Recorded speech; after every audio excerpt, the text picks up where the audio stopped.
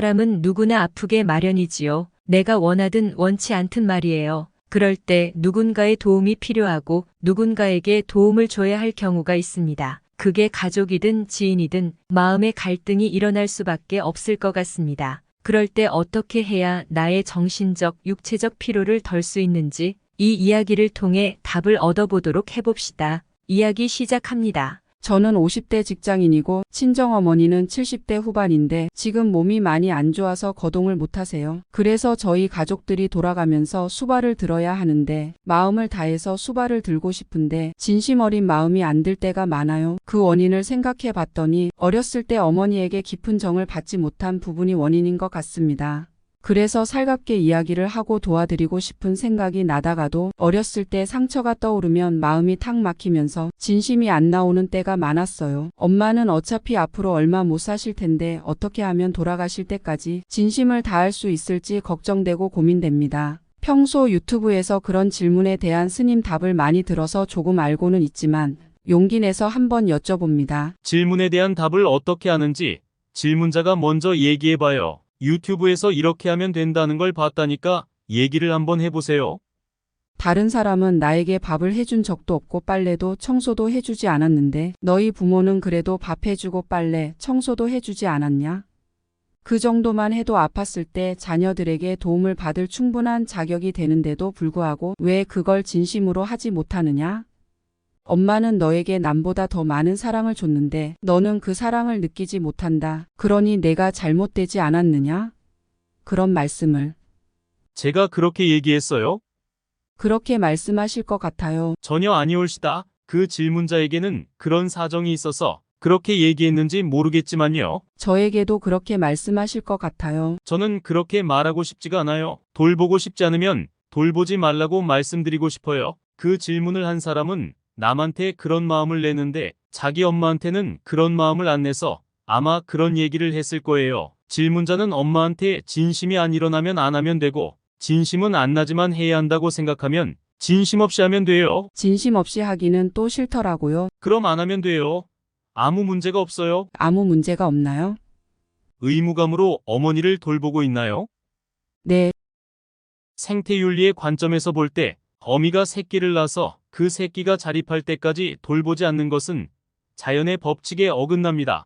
그러므로 이건 죄악이 된다고 말할 수 있어요. 그런데 부모가 늙었다 해서 새끼가 부모를 돌보는 건 생태윤리에서는 없어요. 그것은 짐승에게는 없는 현상이고 인간에게만 있으니까 선이라고 해요. 즉 착한 행동이라고 말합니다. 생태적 행위, 다시 말해 자연계에서 생물학적으로 일어나는 것은 그 어떤 행위도 선도 아니고 악도 아니에요. 윤리적으로 말하면 제로 베이스예요. 그런데 짐승도 안 하는 나쁜 짓을 하면 악이라고 하고 짐승이 못하는 선한 행동을 하면 그걸 선이라고 이름 붙이는 거예요. 질문자가 아이를 낳아놓고 돌보지 않으면 나쁘다고 이름할 수 있지만 질문자가 부모를 돌보지 않는다고 해서 그게 나쁜 행동은 아니에요. 좋은 행동을 안 할 뿐이죠. 질문자가 좋은 행동을 하기 싫다고 하니까 안 해도 된다고 말해주고 싶다는 거예요. 안 해도 돼요?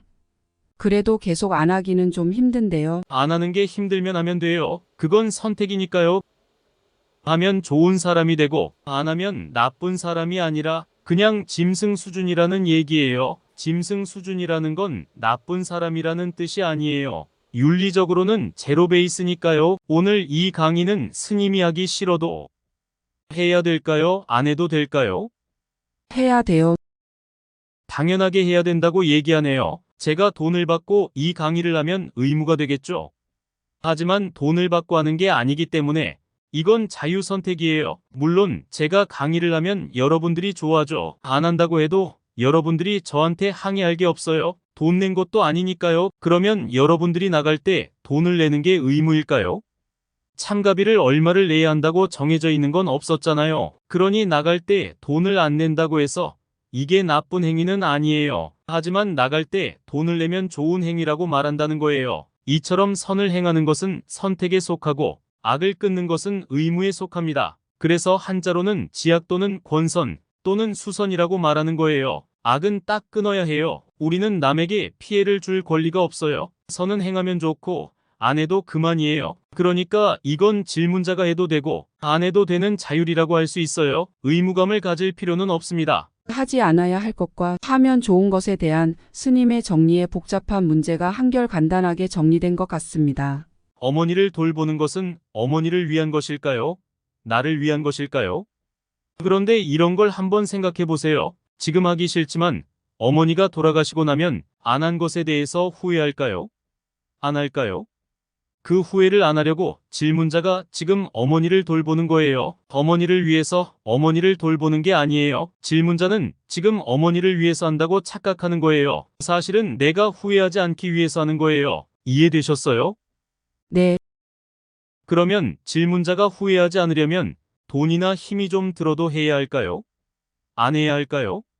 네, 자주 다니겠습니다. 감사합니다. 어떤 일을 할 때 이왕 성심성의껏 하면 좋겠지만 꼭 그런 건 아니에요. 성심성의껏 해도 되고 대충 해도 돼요. 또 때로는 필요하면 하기 싫어도 해야 돼요. 아침에 회사 출근하기 싫어도 나가야 되고 청소년 때는 공부하기 싫어도 해야 돼요. 그러니까 꼭 하고 싶어서만 한다. 이렇게 생각하면 안 돼요. 내가 후회하지 않으려면 지금 마음이 썩 내키지 않더라도 자주 가보는 게 나한테 유리합니다. 돌아가신 뒤에 후회하지 않기 위해서예요. 이렇게 딱 관점을 가지면 돼요. 예를 들어서 기저귀 갈아주는데 마음이 내켜서 갈아주나 안 내키는데도 갈아주나? 아기 입장에서는 똑같아요. 내가 마음이 있어서 갈아주든 내키지 않는데 갈아주든 나한테는 기저귀 갈아주는 게 필요하지.